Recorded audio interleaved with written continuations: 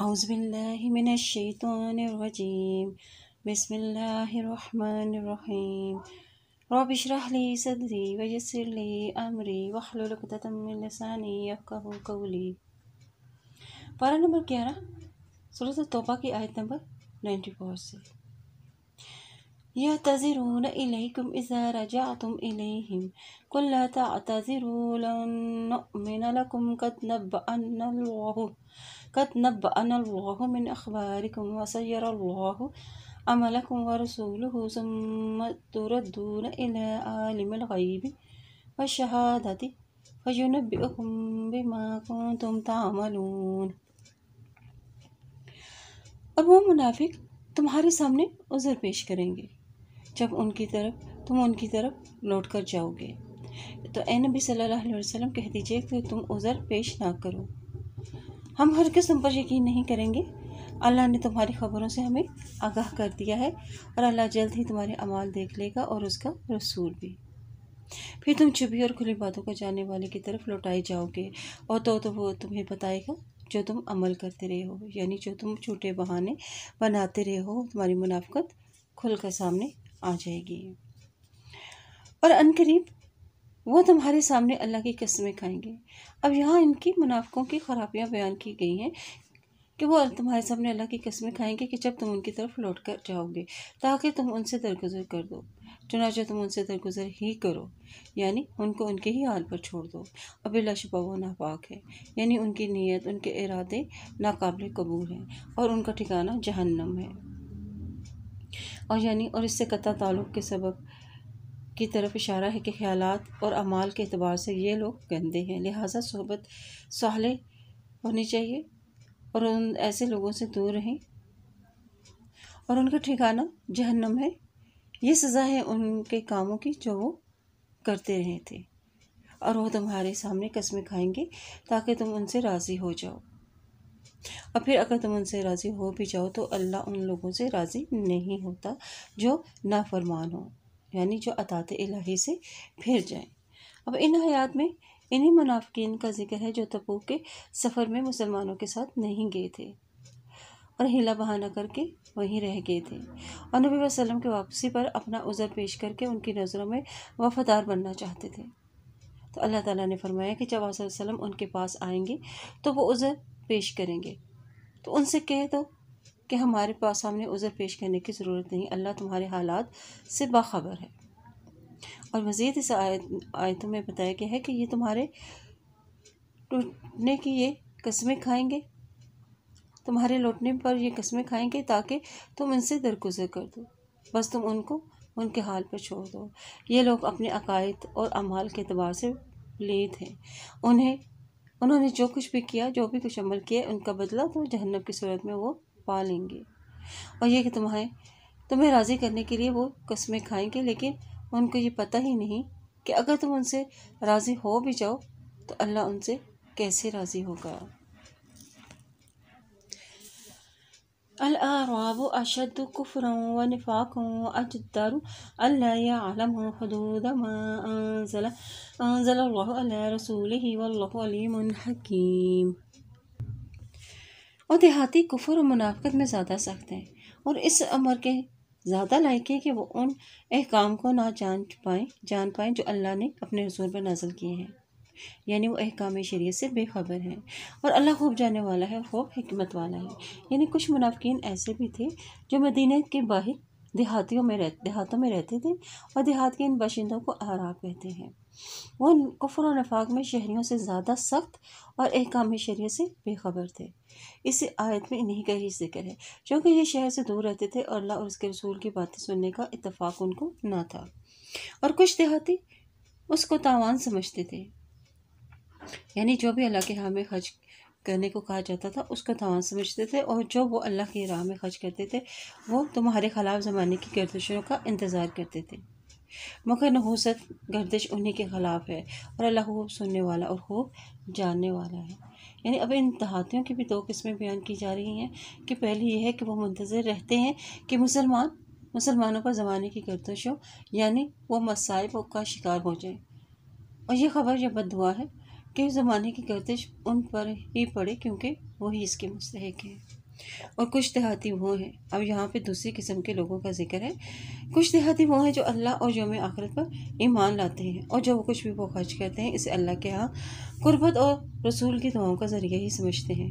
آگاہ رہو، یقیناً یہ خرچ کرنا ان کے لیے قربت کا ذریعہ ہے، اور اللہ جلد انہیں اپنی رحمت میں داخل کرے گا۔ بے شک اللہ بہت بخشنے والا اور نہایت ہی رحم کرنے والا ہے۔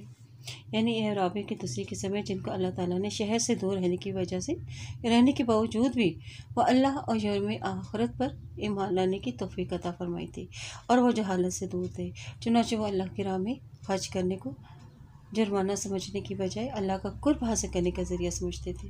اور پھر ایسے ہی لوگوں پر اللہ تعالیٰ کے ایسے ہی لوگ اللہ تعالیٰ کی رحمت کے مستحق ہیں۔ والسابقون الأولون من المهاجرين والأنصار والذين اتبعوهم بإحسان رضي الله عنهم ورضوا عنه وأعد لهم جنات تجري تحتها الأنهار خالدين فيها أبدا ذلك الفوز العظیم۔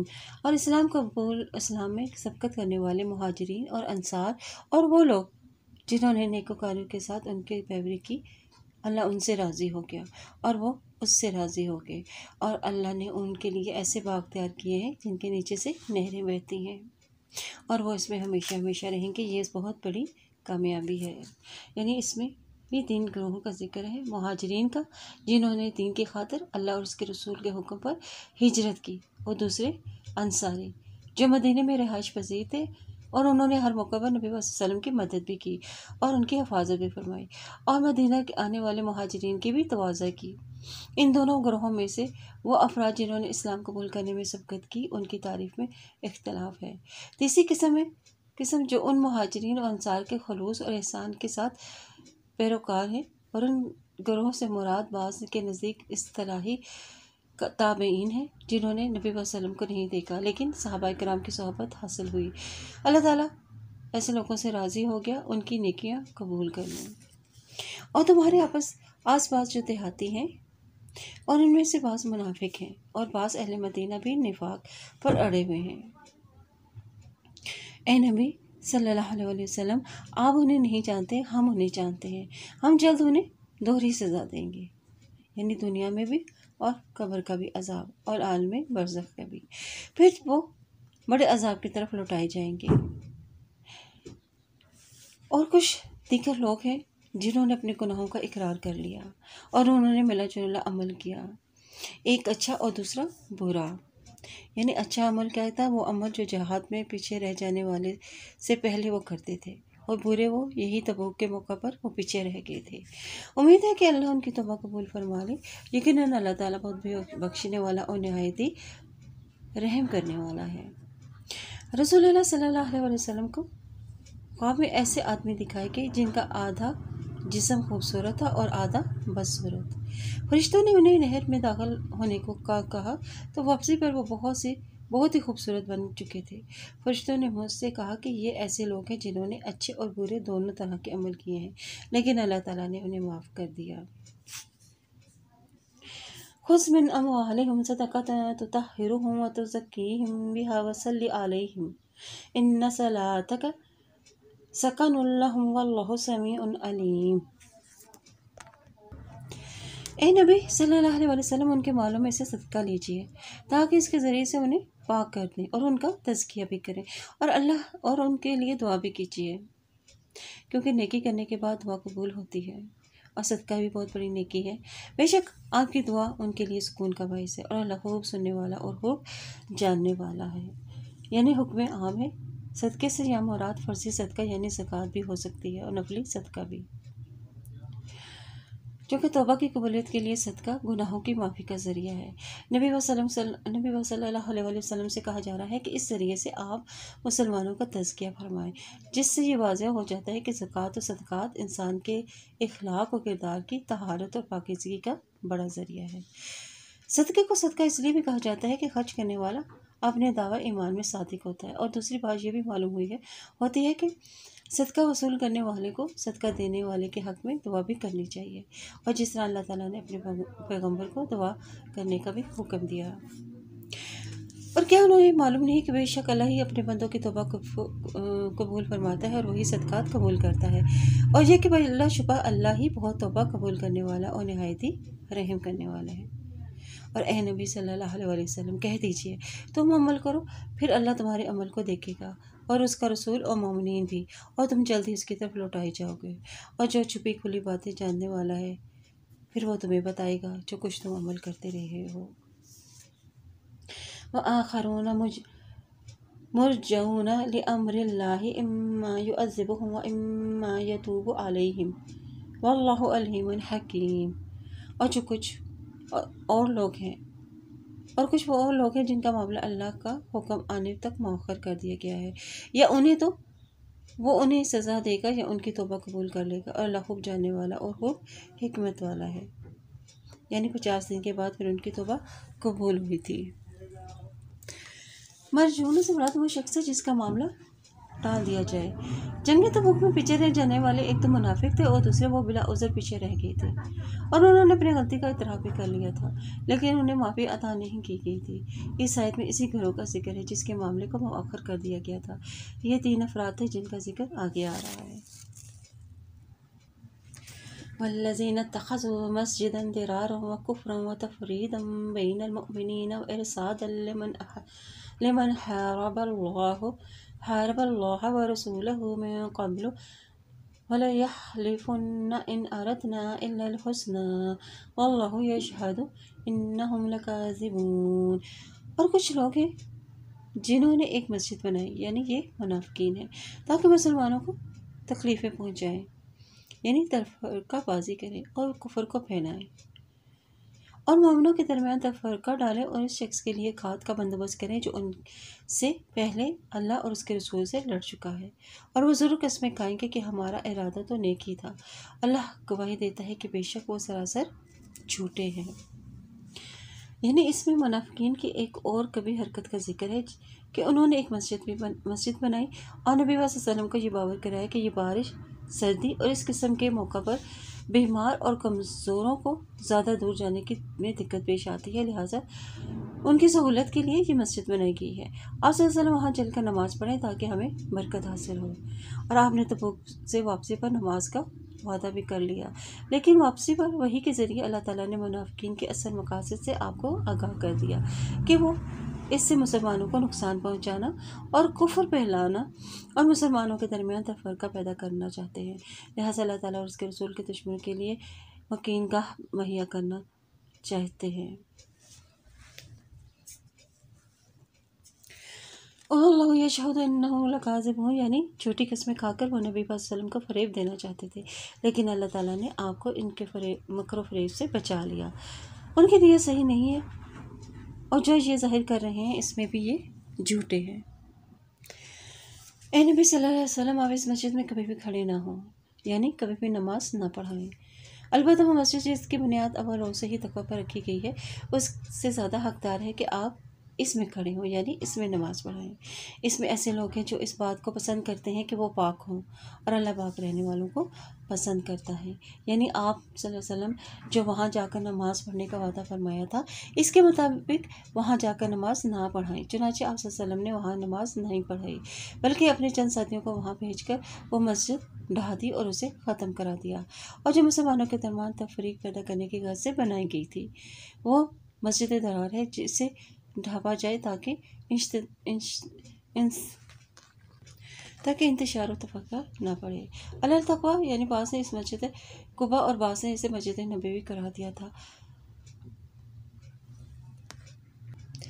اور اس آیت میں اگر مسجد قباء سے مراد ہے تو بعض نے مسجد نبوی قرار دیا ہے، اس لیے اگر مسجد قباء کے اندر بھی اس بات پائی جاتی ہے کہ اول یوم سے ہی اس کی بنیاد تقویٰ پر رکھی گئی تھی، اور مسجد نبوی بھی اسی صفت کا حامل ہے۔ اور کیا بھلا وہ شخص جس نے اپنی عمارت کی بنیاد اللہ کے تقویٰ اور اس کی رضا پر رکھی، اور وہ بہتر ہے یا وہ شخص جس نے اپنی عمارت کی بنیاد دریا کے ایک کھوکھلے گھیرنے والے کنارے پر رکھی، پھر وہ اس جہنم کی آگ میں لے گرا، اور اللہ ظالم لوگوں کو ہدایت نہیں دیتا۔ یعنی اس میں مومن و منافقین کے عمل کی مثال بیان کی گئی ہے کہ مومن کا عمل اللہ کے تقوی پر اور اس کی رضامندی کے لیے ہوتا ہے، جبکہ منافق کا عمل ریاکاری اور فساد پر مبنی ہوتا ہے، اور جو اس حصہ زمین کی طرح ہے جس کے نیچے سے وادی کا پانی گزرتا ہے اور مٹی کو ساتھ بہا لے جاتا ہے، اور وہ حصہ نیچے سے کھوکھلا رہ جاتا ہے۔ اگر اس پر کوئی بھی عمارت تعمیر کی جائے تو پھر وہ گر پڑے گی۔ ان منافقین کا بھی مسجد بنانے کا بھی یہی عمل تھا، اور ان کے عمل بھی ایسا تھا کہ جو انہیں جہنم میں لے جائے گا۔ اور انہوں نے جو بھی عمارت بنائی تھی وہ ہمیشہ ان کے دلوں میں شک ڈالے رکھے گی، اللہ یہ کہ ان کے دل ٹکڑے ٹکڑے ہو جائے، اور اللہ خوب جاننے والا اور خوب حکمت والا ہے۔ اور بے شک اللہ نے مومنوں سے ان کی جانیں اور ان کے مال جنت کے بدلے خرید لیے ہیں، اور وہ اللہ سے لڑتے ہیں اور پھر وہ قتل کرتے ہیں اور قتل کیے جاتے ہیں۔ یہ اللہ کے ذمہ سچا وعدہ ہے تورات اور انجیل اور قرآن میں، اور اللہ سے زیادہ اپنے عہد کو پورا کرنے والا کون ہے؟ لہٰذا تم اپنے اس سودے پر خوش ہو جاؤ اور جو تم نے اللہ سے کیا ہے، اور یہی بڑی کامیابی ہے۔ بڑی کامیابی کیا ہے کہ اس جہاد کی فضیلت اور اس کے اجر عظیم کا بیان ہے۔ احادیث میں بھی اس کی فضیلت واضح کر دی گئی ہے۔ ایک حدیث میں نبی پاک صلی اللہ علیہ وسلم نے فرمایا کہ جو شخص اللہ کی راہ میں جہاد کرتا ہے اور اللہ کی راہ میں جہاد اور اس کی کلمات کی تصدیق ہی نے اسے گھر سے نکالا ہو تو وہ اللہ اس کا ضامن بن جاتا ہے کہ یا تو اسے جنت میں داخل کر دے یا اجر و ثواب اور مال و غنیمت دے کر اسے اس کے قیامگاہ تک جہاں سے وہ نکلا تھا واپس پہنچا دے۔ منافق کا عمل اللہ کے تقوی اور اس کی رضا پر ہوتا ہے، جبکہ منافق کا عمل ریاکاری اور فساد پر مبنی ہوتا ہے۔ التابعون العابدون الحامدون السائحون الراكعون الساجدون الآمرون بالمعروف والناهون عن المنکر والحافظون لحدود اللہ وبشر المؤمنین۔ اور وہ مومن توبہ کرنے والے یعنی گناہوں سے توبہ کرنے والے، عبادت کرنے والے یعنی پابندی سے اپنے رب کی عبادت کرتے ہیں، حمد کرنے والے یعنی حمد و ثنا بیان کرنے والے، اس میں یہ منافقین کی صفات بیان کی جا رہی ہیں، اور روزہ رکھنے والے، رکوع کرنے والے، سجدہ کرنے والے، اور نیکی کا حکم دینے والے اور برائی سے روکنے والے ہیں، اور اللہ کی حدود کی حفاظت کرنے والے ہیں۔ اور اے نبی صلی اللہ علیہ وسلم مومنوں کو خوشخبری سنا دیجیے، یعنی جنت کا وعدہ ہے۔ وبشر المؤمنین، سودا کرنے والوں کے لیے خوشخبری ہے کہ اگر تم نے اپنی شرائط پوری کر دی تو تمہارے لیے جنت کا وعدہ ہے۔ نبی صلی اللہ علیہ وسلم کے اور اہل ایمان والوں کے لائق نہیں کہ وہ مشرکوں کے لیے بخشش مانگے، شرک کی وجہ سے ان کے مرنے کے بعد ان کے لیے بخشش مانگنا منع ہے، خواہ وہ ان کے قریبی رشتہ داری ہوں، اور ان کے متعلق یہ واضح ہو جانے کے بعد کہ وہ بلا شبہ دوست ہی ہیں۔ یعنی جب ابو طالب کا آخری وقت آیا تو نبی صلی اللہ علیہ وسلم ان کے پاس تشریف لے گئے، جبکہ ان کے پاس ابو جہل اور عبداللہ بن ابی امیہ بھی بیٹھے ہوئے تھے۔ آپ صلی اللہ علیہ وسلم نے فرمایا کہ چچا کلمہ پڑھ لیں تاکہ میں اللہ کے ہاں آپ کے لیے حجت پیش کر سکوں۔ ابو جہل اور عبداللہ بن امیہ نے کہا کہ اے ابو طالب، عبد المطلب کے مذہب سے انحراف کرو گے؟ اور اسی حالت میں ان کا انتقال ہو گیا۔ اور نبی صلی اللہ علیہ وسلم نے فرمایا کہ جب تک اللہ کی طرف سے مجھے روک نہ دیا جائے گا اس وقت تک میں آپ کے لیے استغفار کرتا رہوں گا، جس پر یہ آیت نازل ہوئی اور جس میں مشرکین کے لیے دعا اور مغفرت کی دعا کرنے سے روک دیا گیا۔ اور ابراہیم علیہ السلام کا اپنے باپ کے لیے بھی بخشش کی دعا کرنا بس ایک وعدے کے باعث تھا، جو وعدہ انہوں نے اس سے کیا تھا۔ پھر جب ابراہیم علیہ السلام پر واضح ہو گیا کہ وہ اللہ کے دشمن ہے، کہ یقیناً وہ اللہ کے دشمن ہے، تو اس سے وہ بیزار ہو گئے۔ اور بے شک حضرت ابراہیم علیہ السلام بڑے ہی نرم دل اور بہت ہی تحمل مزاج والے تھے، اور اللہ ایسا نہیں کہ کسی قوم کا ہدایت دینے کے بعد گمراہ کر دے جب تک کہ ان کے لیے وہ چیز واضح نہ کرتے جس سے وہ بچے، اور بے شک اللہ تعالیٰ ہر چیز کو خوب جاننے والا ہے۔ یعنی جب اللہ تعالیٰ نے مشرکین کے حق میں دعائے مغفرت سے روکا تو بعض صحابہ کو جنہوں نے ایسا کیا تھا انہیں یہ اندیشہ ہوا کہ ایسا کر کے انہوں نے گمراہی کا کام تو نہیں کیا۔ اللہ تعالیٰ نے فرمایا کہ اللہ جب تک بچنے والے کاموں کی وضاحت نہیں فرما دیتا، اس وقت تک اس پر مواخذہ بھی نہیں فرماتا اور نہ ہی اسے گمراہ ہی قرار دیتا ہے۔ البتہ جب ان کاموں سے نہیں وہ بچتا جس سے وہ روکا جا چکا ہو تو پھر اللہ اسے گمراہ کر دیتا ہے۔ اس لیے جن لوگوں نے اس حکم سے قبل اپنے وہ فوت شدہ رشتہ داروں کے لیے مغفرت کی دعائیں کی تھی، ان کا مواخذہ نہیں کیا جائے گا۔ ان اللہ لہ ملک السماوات والارض یحیی و یمیت وما لکم من دون اللہ من ولی ولا نصیر۔ اور بے شک آسمانوں زمین کی بادشاہی اللہ ہی کے لیے ہے، وہی زندہ کرتا ہے اور وہی مارتا ہے، اور اللہ کے سوا تمہارا کوئی دوست اور مددگار نہیں۔ یقیناً اللہ نے نبی اور مہاجرین اور انصار پر توجہ فرمائی، وہ جنہوں نے تنگی کی گھڑی میں یعنی جنگ تبوک کے سفر میں آپ کی پیروی کی، بات اس کے کہ ان میں سے ایک گروہ کے دل بہک جانے کو تھے، پھر اللہ نے ان پر مہربانی فرمائی، بے شک وہ ان پر شفقت کرنے والا اور بہت ہی رحم کرنے والا ہے۔ اب جنگ تبوک میں تنگی کی گھڑی کیا تھی؟ یعنی وہاں کا موسم بہت گرم تھا، فصلیں بالکل پکا تیار ہو چکی تھی اور انہیں جہاد کے لیے کہا گیا، اور سفر بھی بہت لمبا تھا اور وسائل کی بھی کمی تھی، اور 3 افراد پر بھی مہربانی فرمائی جنہیں حکم الہی کے انتظار میں چھوڑ دیا گیا تھا۔ یہ 3 افراد حلال بن امیہ رضی اللہ تعالیٰ عنہ اور مرارہ بن ربیع رضی اللہ تعالیٰ عنہ اور کعب بن مالک رضی اللہ تعالیٰ عنہ تھے۔ یہ سستی کے باعث جنگ میں شریک نہ ہوئے تھے اور 50 دن کے بعد ان کی بھی توبہ قبول کی گئی تھی، اور نبی صلی اللہ علیہ وسلم نے ان کا معاملہ اللہ کے سپرد کر دیا تھا، اور پھر نبی صلی اللہ علیہ وسلم نے صحابہ کرام کو ان سے بات چیت کرنے سے بھی روک دیا تھا۔ اور یہ تینوں افراد جو تھے مخلص مسلمان تھے، اس سے قبل ہر غزوے میں وہ شریک ہوتے رہے ہیں۔ اس غزوہ تبوک میں شریک نہ ہوئے، بعد میں انہوں نے اپنی غلطی کا انہیں جب احساس ہوا اور حاضر ہو کر اپنی غلطی کا اعتراف کر لیا اور سزا کے لیے بھی خود کو پیش کر دیا، اور نبی صلی اللہ علیہ وسلم نے ان کے معاملے کو بھی اللہ کے سپرد کر دیا تھا۔ تاہم اس دوران آپ صلی اللہ علیہ وسلم نے صحابہ کرام کو ان تینوں سے دور رہنے کا بھی حکم دیا، اور تک کہ بات چیت کرنے سے بھی انہیں روک دیا تھا، اور 40 راتوں کے بعد پھر انہیں حکم دیا گیا تھا کہ وہ اپنی بیویوں سے بھی دور رہیں، اور مزید 10 دن گزر کے تو توبہ قبول کر لی کی اور مذکورہ آیت نازل ہوئی۔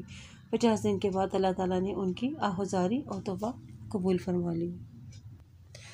یا ایھا الذین آمنوا اتقوا اللہ وکونوا مع الصادقین، اے لوگو جو ایمان لائے ہو، اللہ سے ڈرو اور سچ بولنے والوں کے ساتھ ہو جاؤ۔ اور اہل مدینہ ان کے آس پاس رہنے والے دیہاتیوں کے لائق نہیں کہ وہ جہاد میں رسول اللہ صلی اللہ علیہ وسلم سے پیچھے رہ جائیں، اور نہ یہ جائز ہے کہ وہ اپنی جانوں کو نبی صلی اللہ علیہ وسلم کی جانوں سے بھی زیادہ عزیز رکھیں، اور یہ اس لیے کہ یہ وہ لوگ ہیں کہ بے شک انہیں اللہ کی راہ میں جو بھی پیاس و تھکاوٹ اور بھوک کی تکلیف پہنچتی ہے تو وہ بھی ایسی جگہ ڈھونڈتے ہیں جو کافروں کو سخت ناگوار ہوتی ہے، اور وہ دشمن سے جو بھی کامیابی حاصل کرتے ہیں اس کے بدلے ان کے نیک اعمال لکھا جاتا ہے، اور بے شک اللہ تعالیٰ محسنین کا اجر ضائع نہیں کرتا۔ یعنی جنگ تبوک کے موقع پر چونکہ عام منادی کرا دی گئی تھی کہ سب کے لیے شرکت کرنا ضروری ہے، اس لیے کہ سچے انسان کی نجات اور جھوٹی کی تباہی و بربادی کا باعث ہوتا ہے، اور نبی صلی اللہ علیہ وسلم نے فرمایا کہ بے شک سچائی نیکی کی طرف ہدایت کرتی ہے اور نیکی جنت کی طرف لے جاتی ہے، اور آدمی برابر سچ بولتا رہتا ہے حتیٰ کہ صدیق بن جاتا ہے۔ اور محسنین یعنی نیکوکار جو دکھاوے اور شہرت و ناموری کی تمنا کیے بغیر محض اللہ کے لیے نیک اعمال انجام دیتے ہیں، وہ یہ تمام نیک اعمال رسول اللہ صلی اللہ علیہ وسلم کی سنت کے مطابق انجام دیتے ہیں، اور وہ جو بھی چھوٹا اور بڑا خرچ کرتے ہیں وہ بھی وعدی طے کرتے ہیں، یعنی مال کے ذریعے جو دین کی خدمت کرتے ہیں وہ جہاں کہیں بھی جاتے ہیں اس کے بدلے اجر و ثواب لکھ لیا جاتا ہے، اور سب ان کے لیے لکھا جاتا ہے تاکہ اللہ انہیں ان کے کاموں کی بہترین جزا دے جو وہ کیا کرتے ہیں۔ یعنی اس میں اللہ تعالیٰ کہ اس فضل و کرم کا بیان ہے جو نیکی کا صلہ دیتے وقت وہ اختیار فرماتا ہے، چنانچہ اسلام میں قبول کرنے سے اللہ تعالیٰ اور اللہ کی راہ میں ہجرت کرنے سے اور حج کرنے سے انسان کے پچھلے تمام گناہ معاف ہو جاتے ہیں، اور مومنوں کے لیے بھی مناسب نہیں کہ جب سب ہی نکل کھڑے ہوں، پھر ہر فرقے میں ایک گروہ دین میں سمجھ حاصل کرنے کے لیے کیوں نہ نکلا، تاکہ وہ جب اپنے قبیلے میں واپس جائے تو انہیں خبردار کر دے تاکہ وہ پیچھے والے بھی اللہ سے ڈریں، یعنی دین کی سمجھ بوجھ حاصل کرتے تاکہ وہ دوسروں کو بھی اس سے خبردار کر دیتے۔ پچھلی حیات میں جب پیچھے رہ جانے والوں کے لیے سخت وعید بیان کی گئی تھی تو صحابہ کرام اس سے بہت محتاط ہو گئے تھے۔ جب بھی جہاد کا مرحلہ آتا تو سب کے سب ہی شریک ہونے کی کوشش کرنے لگے۔ آیت میں انہیں حکم دیا جا رہا ہے کہ ہر جہاد اس نوعیت کا نہیں ہوتا کہ ہر شخص کی شرکت اس میں ضروری ہو، بلکہ ایک گروہ کی شرکت ہی کافی ہے۔ یعنی ایک گروہ جہاد میں چلا گیا اور ایک گروہ پیچھے رہے جو دین کا علم حاصل کرے، اور جب مجاہدین واپس آئے تو وہ انہیں بھی احکام دین سے آگاہ کرتے رہے۔ اے لوگو جو ایمان لائے ہو، اور تم ان کافروں سے لڑو جو تمہارے قرب و جوار میں ہیں، اور چاہیے کہ وہ تمہارے اندر سختی پائیں اور جان لو کہ یقیناً اللہ متقیوں کے ساتھ ہے۔ یعنی ان میں سے ان کافروں سے لڑنے کا ایک اہم اصول بیان کیا گیا ہے کہ اول جو ہے وہ، اور اس میں جنگ کرنے کا بھی عتاب و قاعدہ بھی بیان کیا گیا ہے کہ پہلے قریب کے پھر دور کے لوگوں سے جنگ کریں، اور کافر تمہارے اندر کمزوری محسوس نہ کریں، طرز عمل سے محسوس کر لیں کہ تمہارے دلوں کے اندر ان کے لیے سختی ہے۔ اور جب کوئی صورت نازل کی جاتی ہے تو ان منافقین میں سے بعض ایسے ہیں جو تنزن کہتے ہیں کہ تم میں سے کسی کو اس صورت نے ایمان میں زیادہ کیا ہے، چنانچہ جو لوگ ایمان لائے ہیں اس صورت نے ان کو ایمان میں زیادہ کر دیا اور وہ خوش ہوتے ہیں۔ یعنی جب ان کے منافقین کی غیر موجودگی میں کوئی صورت یا اس کا کوئی حصہ نازل ہوتا اور ان کے علم میں یہ بات آ جاتی تو وہ مذاق کے طور پر ایک دوسرے سے کہتے کہ اس سے تم میں سے کس کے ایمان میں اضافہ ہوا ہے۔ اللہ تعالیٰ فرماتے ہیں کہ جو بھی صورت اترتی ہے اس سے اہل ایمان کے ایمان میں اضافہ ہوتا ہے، اور وہ اپنے اس ایمان کے اضافے پر پھر خوش ہوتے ہیں۔ لیکن جن لوگوں کے دلوں میں روگ ہے، یعنی منافقت کا، تو اس صورت نے ان کی پہلی پلیتی پر مزید پلیتی کا اضافہ کر دیا، یعنی وہ اپنے کفر و منافقت میں اور زیادہ پکے ہو گئے اور وہ مرتے دم تک کافر ہی رہے، یعنی ان کا خاتمہ کفر پر ہی ہوا۔ اور کیا وہ مومن نہیں دیکھتے کہ بے شک وہ منافق ہر سال 1 یا 2 بار فتنے میں مبتلا کیے جاتے ہیں، پھر بھی وہ توبہ نہیں کرتے اور نہ ہی نصیحت پکڑتے ہیں۔ اور جب کوئی صورت نازل ہوتی ہے تو وہ ایک دوسرے کی طرف نگاہ اٹھاتے ہیں کہ کہیں کوئی مسلمان تمہیں دیکھ تو نہیں رہا، پھر چپکے سے کھسک جاتے ہیں۔ اللہ نے ان کے دلوں کو پھیر دیا ہے، یعنی ان کے دلوں پر سے ہر خیر و بھلائی سے انہیں پھیر دیا ہے، اس لیے کہ وہ بے شک وہ لوگ نہیں سمجھتے، یعنی آیت الہی میں غور و فکر نہیں کرتے، اور اسی وجہ سے اللہ نے ان کے دلوں کو خیر و ہدایت سے پھیر دیا ہے۔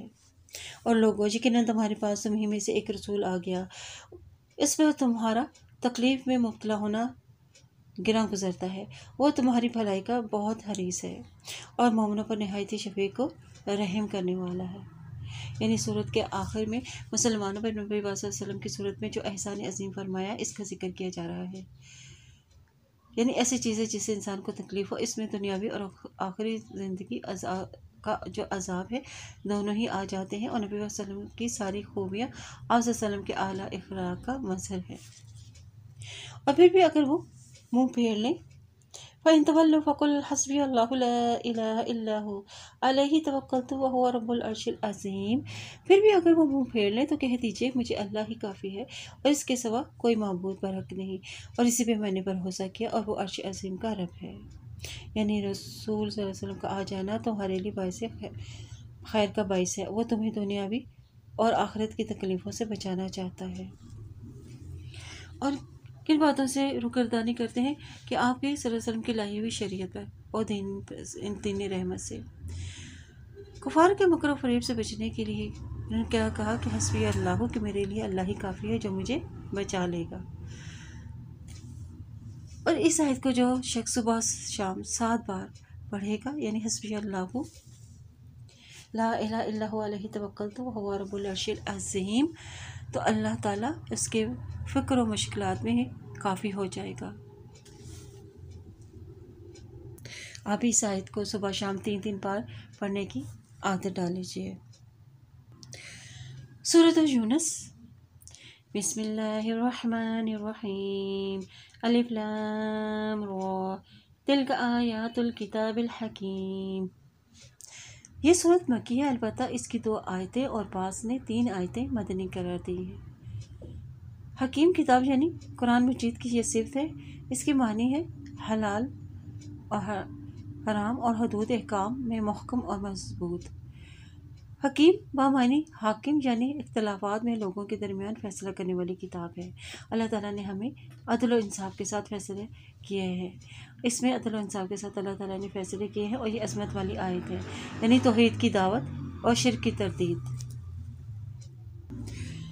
تو کیا لوگوں کے لیے یہ تعجب کی بات ہے کہ ہم نے ان میں سے ایک آدمی کی طرف وحی بھیجی کہ وہ لوگوں کو ڈرائیں اور ان لوگوں کو خوشخبری دیں جو ایمان لائے، اور بے شک ان کے لیے ان کے رب کے ہاں سچائی کا مرتبہ ہے۔ تو کافروں نے کہا کہ بے شک یہ تو صاف جادو ہے۔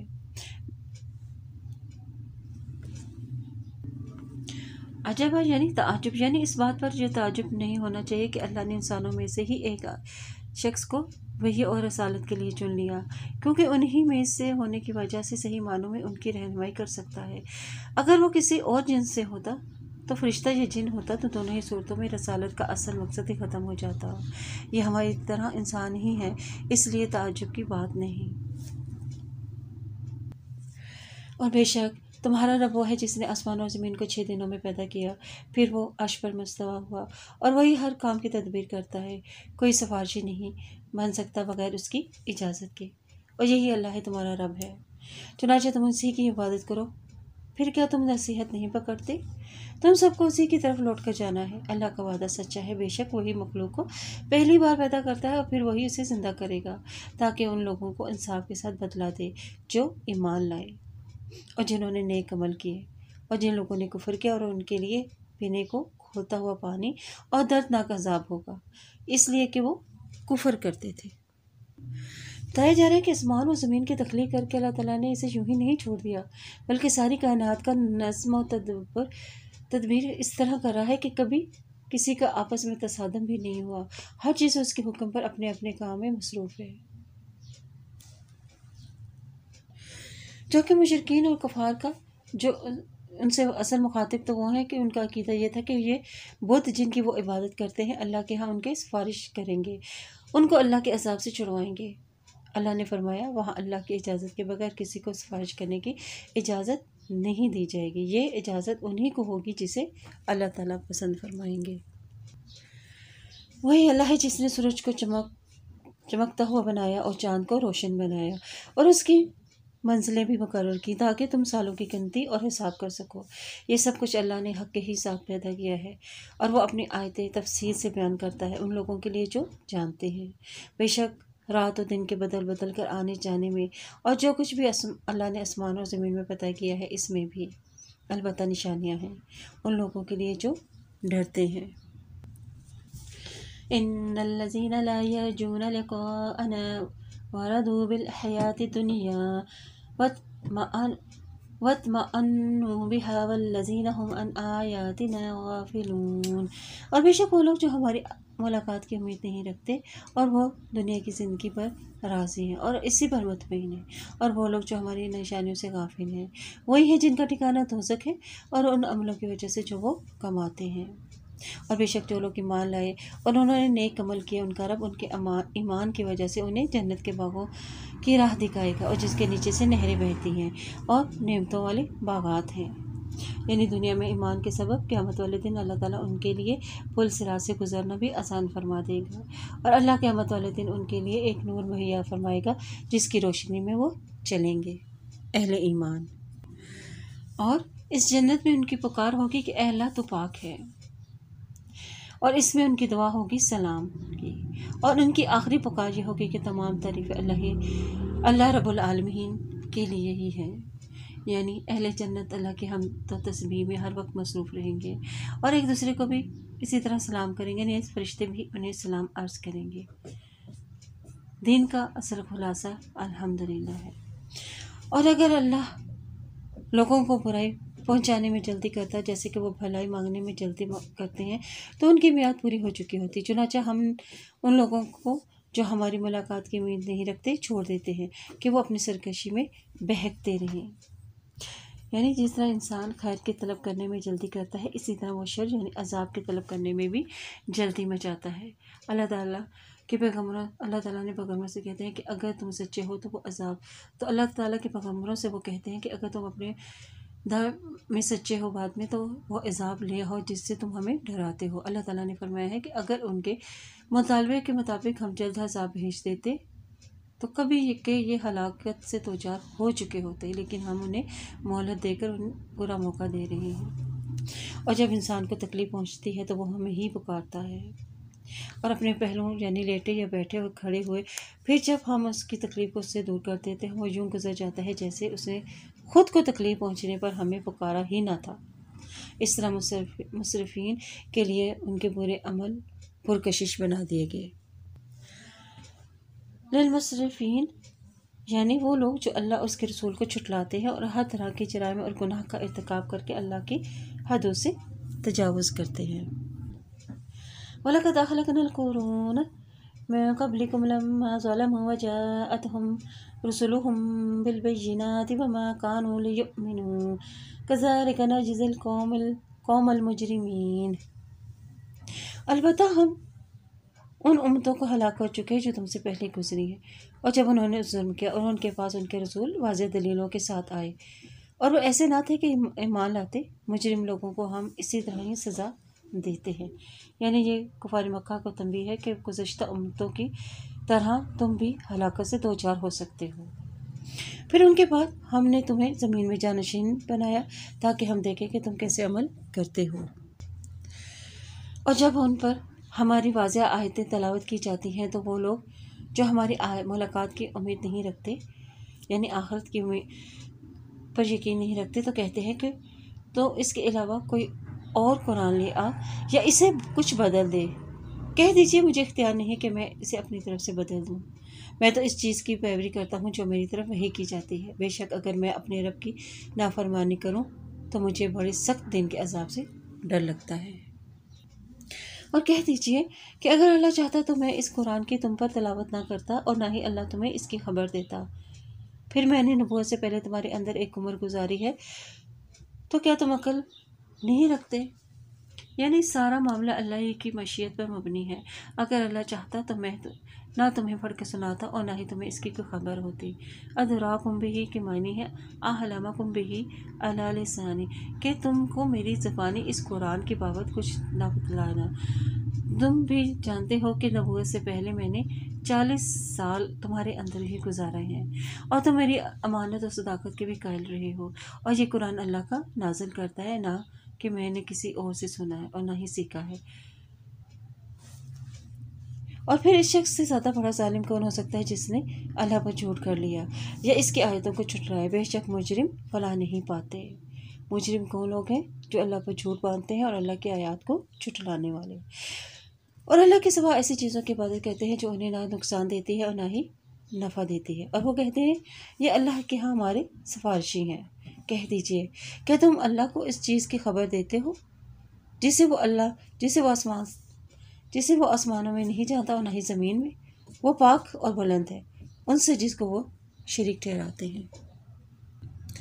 مشرکین جو کہ اللہ کی بھی عبادت کرتے تھے اور غیر اللہ کی بھی، جبکہ معبود کی شان یہ ہے کہ وہ اپنے اطاعت گزاروں کو بدلہ اور اپنے نافرمانوں کو سزا دینے پر قادر ہو۔ مشرکین اپنے شریکوں کے بارے میں گمان کرتے تھے کہ ان کے شریک اللہ کے ہاں ان کی سفارش کریں گے اور ان کی سفارش سے اللہ ہماری ضروریات پوری کر دے گا، اور مشرکین کی یہ تمام باتیں دراصل بے اصل ہیں۔ اللہ ان تمام باتوں سے پاک اور برتر ہے۔ وَمَا كَانَ النَّاسُ إِلَّا أُمَّةً واحدة فاختلفوا ولولا كلمة سبقت من ربك لقضي بينهم فيما فيه يختلفون۔ اور پہلے لوگ ایک ہی امت تھے، یعنی ہر شخص فطرت پر پیدا ہوتا ہے، گویا سب ایک ہی امت ہے۔ جیسے کہ حدیث میں ہے کہ رسول اللہ صلی اللہ علیہ وسلم نے فرمایا کہ ہر بچہ فطرت یعنی اسلام کے عقیدہ توحید یعنی صرف ایک اللہ کی عبادت والے عقیدے پر ہی پیدا ہوتا ہے، پھر اس کے والدین ہی اسے یہودی، نصرانی یا مجوسی بنا دیتے ہیں۔ جیسے ایک جانور ایک صحیح سالم بچہ جنم دیتا ہے، کیا تم اسے کان کٹا ہوا پاتے ہو؟ پھر انہوں نے باہم اختلاف کیا، اور اگر نہ ہوتی ایک بات جو آپ کے رب کی طرف سے پہلے سے طے ہو چکی ہے تو ان میں اس چیز کے متعلق یقیناً فیصلہ کر دیا جاتا جس میں وہ اختلاف کر رہے ہیں۔ یعنی یہ مشرکین لوگوں کی یہ جو ان کا شرک ہے یہ ان کی اپنی ہی ایجاد ہے، ورنہ پہلے پہل تو اس کا کوئی وجود ہی نہ آتا، تمام لوگ ایک ہی دین پر تھے۔ حضرت نوح علیہ السلام تک لوگ اسی توحید پر ہی قائم رہے، پھر ان کے درمیان اختلاف پیدا ہو گیا، اور کچھ لوگ اللہ کے ساتھ اور کچھ غیر اللہ کی طرف ہو گئے۔ اور اللہ کا فیصلہ ہے کہ اگر اللہ کا یہ فیصلہ نہ ہوتا کہ تمام حجت سے پہلے کسی کو عذاب نہیں دیتا، اسی طرح اس نے مخلوق کے لیے ایک وقت کا تعین نہ کیا ہوتا تو یقیناً وہ ان کے درمیان ان کے اختلافات کا فیصلہ کر دیتا اور مومنوں کو سعادت مند اور کافروں کو عذاب میں مبتلا کر چکا ہوتا۔ وَيَقُولُونَ لَوْلَا أُنزِلَ عَلَيْهِ آيَةٌ مِّن رَّبِّهِ فَقُلْ إِنَّمَا الْغَيْبُ لِلَّهِ فَانتَظِرُوا إِنِّي مَعَكُم مِّنَ الْمُنتَظِرِينَ۔ اور وہ کہتے ہیں کہ اس پر اس کے رب کی طرف سے کوئی نشانی کیوں نہیں نازل کی گئی؟ تو آپ کہہ دیجئے یقیناً غیب تو اللہ ہی کے پاس ہے، پھر تم انتظار کرو، بے شک میں بھی تمہارے ساتھ انتظار کرنے والوں میں سے ہوں۔ یعنی وہ چاہتے تھے کہ کوئی نشانی سے یہاں مراد ہے واضح معجزہ، جیسے کہ قوم سمود کے لیے اونٹنی کا ظہور ہوا تھا، اور ان کے لیے صفا پہاڑی کے سونے کا یا مکہ کے پہاڑوں کو ختم کر کے ان کی جگہ نہریں اور باغات بنانے کا اس قسم کا بڑا ہی معجزہ دکھلایا جائے۔ یعنی اگر اللہ چاہے تو ان کی خواہش کے مطابق معجزے ظاہر کر کے انہیں دکھا بھی دے، اگر اس کے بعد وہ ایمان نہ لائے تو پھر اللہ کا قانون یہی ہے کہ ایسی قوم کو فوراً ہلاک کر دیتا۔ اس لیے اس بات کا علم صرف اس سے ہی ہے کہ کسی قوم کے لیے ان کی خواہشات کے مطابق معجزے ظاہر کر دینا ان کے حق میں بہتر ہے یا نہیں۔ اسی طرح اس بات کا بھی علم بھی اسے ہی ہے کہ ان نے مطالبہ جو معجزے کا کیا ہے اگر ان کو نہ دکھائی جائے تو انہیں کتنی مہلت دی جائے گی۔ اس لیے آگے فرمایا گیا ہے کہ تم انتظار کرو، میں بھی تمہارے ساتھ انتظار کرنے والوں میں سے ہوں۔ اور جب ہم کافر لوگوں کو تکلیف پہنچنے کے بعد اپنی رحمت کا مزہ چکھاتے ہیں تو وہ فوراً ہی ہماری آیات سے چال بازیاں کرتے ہیں۔ یعنی مصیبت کے بعد نعمت کے مل جانے کا مطلب ہے کہ تنگی، قحط سالی اور مصائب کے بعد جب اللہ تعالیٰ انہیں رزق کی فراوانی اور خوشحالی عطا کرتا ہے تو وہ نعمتوں کو پا کر وہ کیا تدبیر کرتے ہیں، ان کا کیا طرز عمل ہوتا ہے کہ وہ اللہ کی دی ہوئی نعمتوں کی قدر نہیں کرتے اور شکر ادا نہیں کرتے، بلکہ کفر و شرک کا ارتکاب کرتے ہیں۔ تو کہہ دیجئے اللہ سب سے تیز تر ہے چال چلنے میں، بے شک ہمارے فرشتے لکھتے ہیں جو بھی کہ تم چال بازیاں کرتے ہو۔ یعنی اللہ کی تدبیر کیا ہے ان کے مقابلے میں کہ وہ ان کا مواخذہ کرنے پر قادر ہے، وہ جب چاہے ان کی گرفت کر سکتا ہے، فوراً بھی اور تاخیر میں بھی۔ اور وہی اللہ ہے جو تمہیں خشکی و تری میں چلاتا ہے، حتیٰ کہ جب تم کشتی میں سوار ہوتے ہو اور انہیں سواروں کو موافق ہوا کے ساتھ لیے چلتی ہے اور وہ ان سے خوش ہوتے ہیں تو اچانک ان کشتیوں پر طوفانی ہوائیں آ پہنچتی ہیں اور لہریں ان پر ہر طرف سے امڑ آتی ہیں، اور وہ خیال کرتے ہیں کہ بے شک وہ طوفان میں گر گئے ہیں۔ تو اس وقت وہ کیا کرتے ہیں، دعوا اللہ مخلصین لہ الدین، تو پھر وہ خالص کرتے ہوئے اس وقت اللہ کی عبادت کرتے ہوئے اس کو پکارتے ہیں کہ اگر تو نے ہمیں اس طوفان سے نجات دی تو ہم ضرور شکر گزار ہو جائیں گے۔ یعنی پھر وہ دعا میں غیر اللہ کی ملاوٹ نہیں کرتے، صرف اللہ ہی کو مصائب میں پکارتے ہیں۔ چنانچہ جب مکہ فتح ہوا تو جب وہ وہاں سے بھاگے، چنانچہ حضرت اکرمہ بن ابی جہل کے بارے میں آتا ہے کہ جب وہ مکہ فتح ہوا تو وہ جب وہاں سے بھاگے تھے، باہر کسی جگہ جانے کے لیے کشتی میں سوار ہوئے تو کشتی طوفانی ہواؤں کی زد میں آ گئی تھی، جس میں ملا نے کشتی میں سوار لوگوں سے کہا تھا کہ آج اللہ واحد سے دعا کرو تو وہی تمہیں طوفان سے نجات دینے والا ہے، اس کے سوا اور کوئی نہیں ہے۔ تو حضرت اکرمہ بن کہنے لگے کہ میں نے سوچا کہ اگر سمندر میں نجات دینے والا اللہ ہے تو خشکی میں بھی وہی نجات دینے والا ہے۔ اور یہی بات نبی صلی اللہ علیہ وسلم کہتے ہیں کہ چنانچہ انہوں نے فیصلہ کر لیا کہ اگر اس طوفان سے بچ کر نکل گئے تو مکہ واپس جا کر اسلام قبول کر لیں گے۔ چنانچہ نبی صلی اللہ علیہ وسلم کی خدمت میں آ کر وہ مسلمان ہو گئے۔ اور پھر جب اللہ نے انہیں نجات دے دی تو وہ فوراً ہی زمین میں ناحق سرکشی کرنے لگتے ہیں۔ اے لوگو، تمہاری سرکشی کا وبال تمہاری ہی اپنی جانوں پر ہے، تم دنیا کی زندگی کا فائدہ اٹھا لو، پھر تمہیں ہماری ہی طرف لوٹنا ہے، پھر ہم تمہیں بتائیں گے کہ جو کچھ تم عمل کرتے رہے ہو۔ بے شک دنیا کی زندگی کی مثال تو بارش کی سی ہے جو ہم نے آسمان سے برسائی، پھر اس کے ساتھ زمین کی نباتات مل کر نکلی، جس وجہ سے انسان اور چپائے کھاتے، حتیٰ کہ جب زمین نے اپنی رونق پکڑی اور لہلہا اٹھی اور زمین والوں نے سمجھا کہ بے شک وہ اس فصل کاٹنے پر قادر ہیں، تو ہمارا حکم یعنی عذاب دن یا رات کو اچانک ہی آ گیا، چنانچہ ہم نے اسے کٹی ہوئی کھیتی کی طرح کر دیا، گویا کہ کل وہ تھی ہی نہیں۔ اسی طرح ہم اپنی آیات کو کھول کر بیان کرتے ہیں ان لوگوں کے لیے جو غور و فکر کرتے ہیں۔ یعنی دنیا کی زندگی کو اسی طرح کی کھیتی سے تشبیہ دیا گیا ہے کہ یہ ناپائیدار ہے۔ کھیتی بھی بارش کے پانی سے نشو و نما پاتی ہے اور سرسبز و شاداب ہوتی ہے، لیکن اس کے بعد اسے کاٹ کر فنا کے گھاٹ اتار دیا جاتا ہے۔ یعنی ایک دن یہ دنیا چھوڑ کر جانا ہے، آگے کے لیے فکر کیجیے۔ اور جب ہم ان کافروں کو لوگوں کو تکلیف پہنچنے کے بعد اپنی رحمت کا مزہ چکھاتے ہیں تو وہ فوراً ہی ہماری آیات سے چال بازیاں کرتے ہیں۔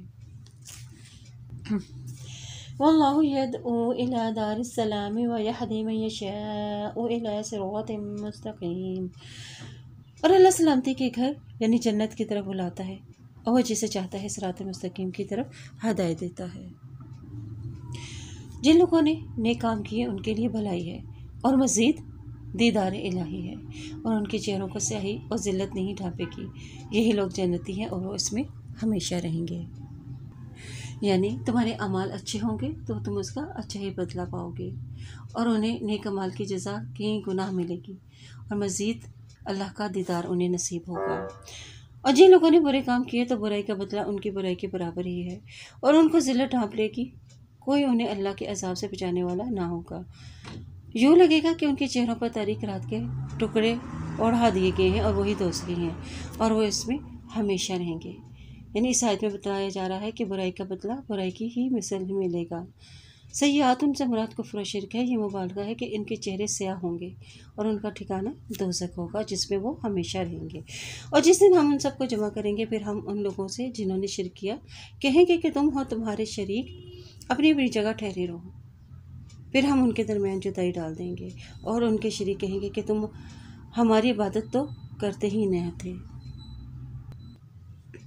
یعنی دنیا میں ان کے درمیان آپس میں جو خصوصی تعلق تھا وہ ختم کر دیا جائے گا اور ایک دوسرے کے دشمن بن جائیں گے، اور ان کے معبود بھی اس بات کا انکار کر دیں گے کہ یہ لوگ ان کی عبادت کرتے تھے، ان کو مدد کے لیے پکارتے تھے اور ان کے نام کی نظر و نیاز دیا کرتے تھے۔ چنانچہ ہمارے اور تمہارے درمیان اللہ کافی گواہ ہے، بے شک ہم تمہاری عبادت سے بالکل ہی غافل تھے۔ یعنی ان کے معبود قیامت کے دن انکار کے ان کی وجہ یہ ہوگی کہ ہمیں تو کچھ بھی پتہ نہیں تھا کہ تم کیا کچھ کرتے رہے ہو، اور وہاں ہر شخص جان لے گا جو کچھ اس نے اس سے پہلے یعنی دنیا میں کیا تھا، اور وہ اللہ کی طرف لوٹائے جائیں گے جو ان کا حقیقی مالک ہے، وہ سب کچھ ان سے جاتا رہے گا جو کچھ وہ گڑھا کرتے تھے۔ یعنی ہر شخص اپنے کیے ہوئے اعمال کا مزہ چکھ لے گا، کوئی معبود اور مشکل کشا وہاں کام نہ آئے گا۔ اور اے نبی صلی اللہ علیہ وسلم کہہ دیجیے، تمہیں آسمان اور زمین میں کون رزق دیتا ہے، یا کانوں اور آنکھوں کا مالک کون ہے، اور کون زندہ کو مردہ سے نکالتا ہے اور مردہ کو زندہ سے نکالتا ہے، اور کون دنیا کے کاموں کا انتظام کرتا ہے؟ تو وہ کافر ضرور کہیں گے کہ اللہ تو کہہ دیجیے پھر تم اللہ سے ڈرتے نہیں ہو؟ فَذَلِكُمُ اللَّهُ رَبُّكُمُ الْحَقُّ فَمَاذَا بَعْدَ الْحَقِّ إِلَّا الضَّلَالُ فَأَنَّىٰ تُصْرَفُونَ۔ تو یہی تو ہے اللہ تمہارا رب سچا، پھر حق کے بعد گمراہی کے سوا کیا ہے، پھر تم کدھر پھیرے جاتے ہو؟ اسی طرح آپ کا رب کا کلمہ ان لوگوں کے بارے میں ثابت ہو کر رہا جنہوں نے نافرمانی کی کہ بے شک وہ ایمان نہیں لائیں گے۔ یعنی اس معبود اللہ کو چھوڑ کر جو تم دوسرے معبود بنائے پھرتے ہو وہ تو گمراہی کے سوا کچھ نہیں۔ تمہاری سمجھ میں یہ بات کیوں نہیں آتی کہ تم کدھر بہک جا رہے ہو؟ اور جس طرح یہ مشرکین تمام تر اختلافات کے باوجود اپنے شرک پر قائم ہیں اور اسے چھوڑنے کے لیے بھی تیار نہیں ہیں، اسی طرح تیرے رب کی بھی یہ بات ثابت ہوگی کہ یہ ایمان لانے والے نہیں ہیں، کیونکہ یہ غلط راستے پر چل رہے ہیں اور اپنے غلط راستے کو چھوڑ کر صحیح راستہ اختیار کرنے کے لیے تیار ہی نہیں، تو ہدایت اور ایمان انہیں کیسے نصیب ہو سکتا ہے؟ قل هل من شركائكم من يبدأ الخلق ثم يعيده قل الله يبدأ الخلق ثم يعيده فأنا تؤفكون۔ کہہ دیجئے کیا تمہارے بناوٹی شریکوں میں سے کوئی ہے جو پہلی بار مخلوق کو پیدا کرے پھر اسے دوبارہ پیدا کر دے؟ کہہ دیجئے اللہ ہی پہلی بار مخلوق کو پیدا کرتا ہے پھر وہ دوبارہ بھی پیدا کرے گا، لہٰذا تم کہاں بہکے جاتے ہو؟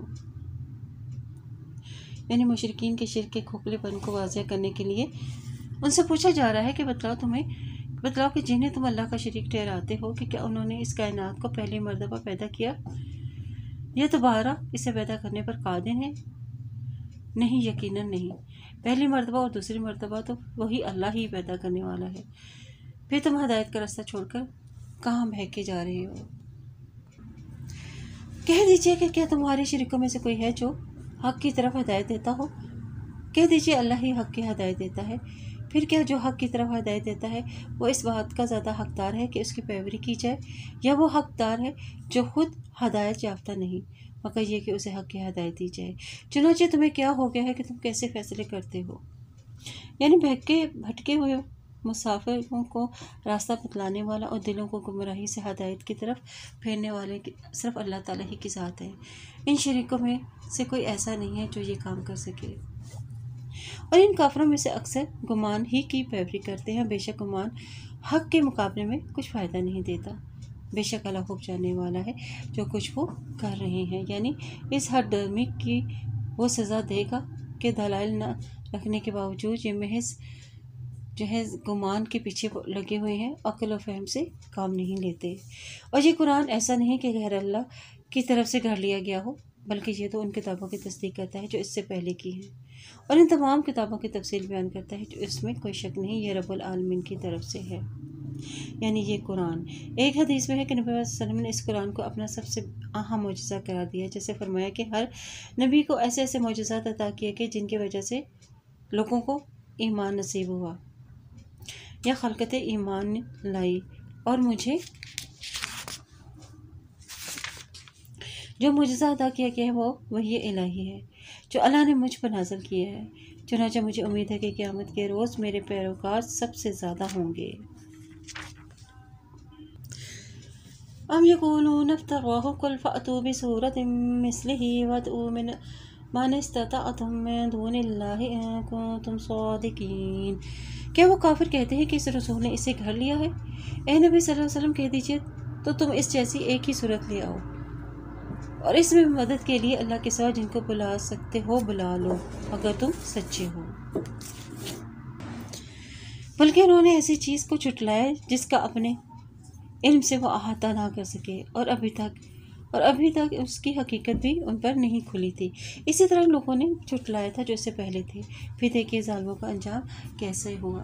یعنی اس کی تکذیب کی وجہ یہ تھی کہ قرآن میں جو پچھلے واقعات اور مستقبل کے امکانات بیان کیے گئے ہیں ان کی پوری سچائی اور حقیقت بھی ان پر واضح نہیں ہوئی، اس کے بغیر ہی انہوں نے تکذیب کر دی۔ یہ ان کفار و مشرکین کو تنبیہ ہے کہ تمہاری طرح پچھلی قوموں نے بھی آیات الہی کی تکذیب کی، تو دیکھ لو ان کا انجام کیا ہوا۔ اگر تم بھی تکذیب سے باز نہ آئے تو تمہارا انجام بھی اس سے مختلف نہ ہوگا۔ وَمِنْهُمْ مَنْ يُؤْمِنُ بِهِ وَمِنْهُمْ مَنْ لَا يُؤْمِنُ بِهِ وَرَبُّكَ أَعْلَمُ بِالْمُفْسِدِينَ۔ اور ان میں سے بعض وہ ہیں جو قرآن پر ایمان لاتے ہیں اور ان میں سے بعض وہ ہیں جو اس پر ایمان نہیں لاتے، اور آپ کا رب ان فساد کرنے والوں کو خوب جانتا ہے۔ اور اگر وہ آپ کو جھٹلائیں گے تو کہہ دیجیے کہ میرے لیے میرا عمل ہے اور تمہارے لیے تمہارا عمل ہے، تم اس سے بری ہو جو میں عمل کرتا ہوں اور میں اس سے بری ہوں جو تم عمل کرتے ہو۔ یعنی تمام تر سمجھانے اور دلائل پیش کرنے کے بعد بھی اگر وہ باز نہ آئیں اور جھٹلانے سے، تو پھر آپ کہہ دیجئے کہ میرا کام تو دعوت و تبلیغ ہے، سو وہ میں کر چکا، اب نہ تم میرے عمل کے ذمہ دار ہو اور نہ ہی میں تمہارے عمل کا۔ سب کو اللہ کے ہاں جمع ہونا ہے اور وہاں ہر شخص کے اچھے یا برے اعمال کی پاس پرس ہوگی۔ اور ان میں سے بعض وہ ہیں جو آپ کی طرف کان لگاتے ہیں، کیا آپ بہروں کو سنا سکتے ہیں اگر وہ عقل نہ رکھتے ہوں؟ یعنی یقینی طور پر تو وہ قرآن کو سنتے ہیں، لیکن سننے کا مقصد ہدایت طلب کرنا نہیں ہوتا تھا، اس لیے انہیں اس کا کوئی فائدہ نہیں ہوا۔ اور ان میں سے بعض وہ ہیں جو آپ کی طرف دیکھتے ہیں، پھر کیا آپ اندھوں کو راہ دکھا سکتے ہیں اگر وہ نہ دیکھ سکیں؟ یعنی اسی طرح بعض لوگ آپ کی طرف دیکھتے ہیں لیکن مقصد ان کا چونکہ دیکھنا کچھ اور ہوتا ہے، اس لیے انہیں بھی اس کا کوئی فائدہ نہیں ہوتا۔ اسی طرح اندھے کو نہیں ہوتا، بالخصوص وہ اندھا جو بصارت کے ساتھ بصیرت سے بھی محروم ہو، کیونکہ بعض اندھے جنہیں دل کی بصیرت حاصل ہوتی ہے وہ آنکھوں کی بصارت کے محروم ہونے کے باوجود بھی بہت کچھ سمجھ لیتے ہیں۔ اور بے شک اللہ تعالیٰ پر کچھ ظلم نہیں کرتا، لوگوں پر کچھ ظلم نہیں کرتا، مگر لوگ اپنے اوپر خود ہی ظلم کرتے ہیں۔ یعنی اللہ نے تو ساری صلاحیتوں سے انسان کو نوازا، آنکھیں بھی دیں جن سے وہ دیکھ سکے، عقل و بصیرت بھی دی جس سے وہ حق و باطل، سچ و جھوٹ کے درمیان تمیز کر سکتے ہیں، لیکن انہوں نے ان صلاحیتوں کا صحیح استعمال کر کے حق کا راستہ نہیں اپنایا، تو پھر وہ خود ہی اپنے اوپر ظلم کرتے ہیں، اور اللہ نے تو ان پر ظلم نہیں کیا۔ اور جس دن وہ انہیں اکٹھا کرے گا تو انہیں یوں لگے گا جیسے وہ دنیا میں ایک دن کی گھڑی سے زیادہ نہ رہے ہوں۔ وہ باہم ایک دوسرے سے کو پہچان لیں گے، یقیناً وہ لوگ خسارے میں ہیں جنہوں نے اللہ کی ملاقات کو جھٹلایا اور وہ ہدایت یافتہ نہیں ہیں۔ یعنی محشر کی سختیاں دیکھ کر انہیں دنیا کی لذتیں بھول جائیں گی، دنیا کی زندگی انہیں ایسے معلوم ہوگی کہ وہ ایک آدھ گھڑی ہی مار رہے ہوں۔ اور اے نبی صلی اللہ علیہ وسلم، اگر ہم ایسا کوئی عذاب آپ کو دکھاتے ہیں جس کا ہم ان سے وعدہ کرتے ہیں یا ہم آپ کو فوت کرتے ہیں تو انہیں ہماری ہی طرف لوٹنا ہے، پھر اللہ ان کے کاموں پر گواہ ہے جو وہ کرتے ہیں۔ اور ہر امت کا ایک رسول ہے، پھر جب اس کا رسول آ گیا تو ان میں سے انصاف کے ساتھ فیصلہ کر دیا اور ان پر ظلم نہیں کیا جاتا۔ یعنی ہر امت پر ہم نے رسول بھیجے، پیغمبر، اور اس پر ایمان لانے والوں کو بچا لیتے، اور فیصلے میں ان پر کوئی ظلم نہیں ہوتا، کیونکہ ظلم تو تب ہو جب بغیر گناہ کے ان پر عذاب بھیج دیا جائے۔ اور وہ کافر کہتے ہیں کہ یہ عذاب کا وعدہ کب پورا ہوگا اگر تم سچے ہو۔ اور اے نبی صلی اللہ علیہ وسلم، کہہ دیجئے کہ میں اپنی ذات کے لیے کسی نقصان کا اختیار نہیں رکھتا اور نہ ہی نفع کا، مگر جو اللہ چاہے۔ ہر امت کے لیے ایک وقت مقرر ہے، جب ان کا وقت مقرر آ جاتا ہے تو اس سے ایک گھڑی بھی آگے اور پیچھے نہیں ہو سکتی۔ یعنی یہ مشرکین کے عذاب الہی مانگنے پر کہا جا رہا ہے کہ میں تو صرف اپنے نفس کے لیے بھی نفع اور نقصان کا اختیار نہیں رکھتا، سارے اختیارات تو اللہ ہی کے ہاتھ میں ہیں۔ اللہ تعالیٰ نے ہر امت کے لیے ایک وقت مقرر کر رکھا ہے، جب وہ ان کا وقت آ جاتا ہے تو پھر وہ ایک گھڑی آگے یا پیچھے نہیں ہو سکتی۔ اور کہہ دیجیے بھلا دیکھو تو اگر اس کا عذاب تم پر رات کو یا دن کو آ جائے تو کیا بچاؤ کر لو گے؟ آخر کیا چیز ہے جس کے لیے مجرم جلدی مچا رہے ہیں؟ یعنی عذاب کو نہایت ہی ناپسندیدہ چیز ہے جس سے دل نفرت کرتے اور طبیعت انکار کرتی ہے، پھر یہ اس میں کیا خوبی دیکھتے ہیں کہ اسے جلدی مانگتے ہیں؟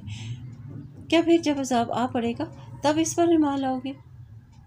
یعنی جب عذاب ان پر آئے گا تو وہ بھی یہ مانیں گے، اس وقت کہا جائے گا کہ کیا اب ایمان لاتے ہو حالانکہ تم اسے جلدی مانگتے تھے۔ یعنی عذاب آنے کے بعد مانگنے کا پھر انہیں کوئی فائدہ نہ ہوگا۔ پھر جنہوں نے ظلم کیا ان سے کہا جائے گا کہ تم دائمی عذاب کا مزہ چکھو، اور تمہیں انہی کاموں کا بدلہ دیا جائے گا جو تم دنیا میں کرتے رہے ہو۔ وَيَسْتَنبِئُونَكَ أَحَقٌّ هُوَ قُلْ إِي وَرَبِّي إِنَّهُ لَحَقٌّ وَمَا أَنْتُمْ بِمُعْجِزِينَ۔ اور اے نبی، وہ آپ سے دریافت کرتے ہیں کیا وہ عذاب سچ مچ آئے گا؟ تو آپ کہہ دیجیے ہاں، میرے رب کی قسم وہ سچ مچ آئے گا اور تم اللہ کو عاجز نہیں کر سکتے۔ اور اگر ہر ظالم شخص کے پاس ساری زمین کا مال ہو تو بھی وہ اس عذاب سے بچنے کے لیے فدیہ کے طور پر دے دے گا، اور مجرم جب عذاب دیکھیں گے تو ندامت کو چھپائیں گے اور ان میں انصاف کے ساتھ فیصلہ کیا جائے گا اور ان پر کوئی بھی ظلم نہ ہوگا۔ اور آگاہ رہو بے شک اللہ ہی کا ہے جو کچھ آسمانوں اور زمین میں ہے۔ آگاہ رہو بلا شبہ اللہ کا وعدہ سچا ہے، لیکن اکثر لوگ نہیں جانتے۔ وہی زندہ کرتا ہے، وہی مارتا ہے، اور اسی کی طرف تم لوٹائے جاؤ گے۔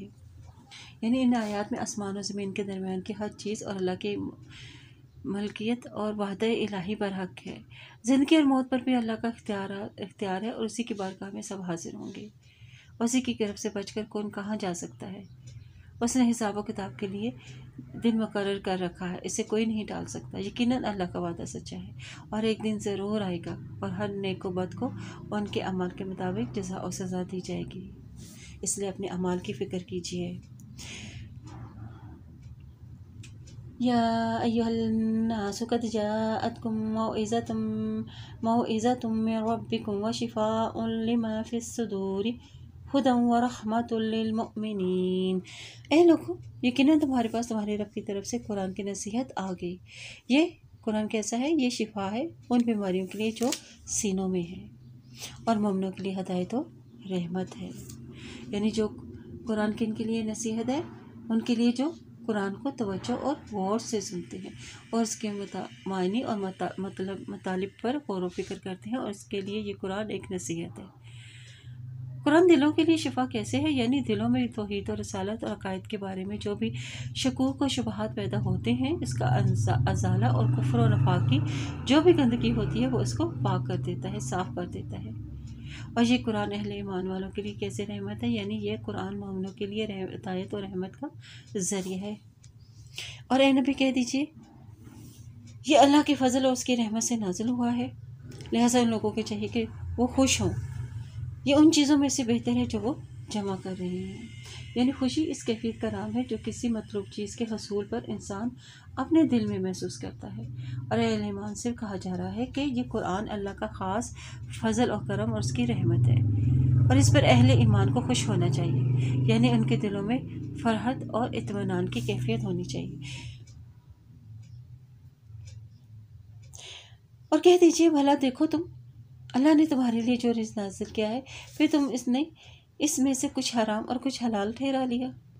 کہہ دیجئے کہ اللہ نے تمہیں یہ حکم دیا ہے یا تم اللہ پر جھوٹ باندھتے ہو؟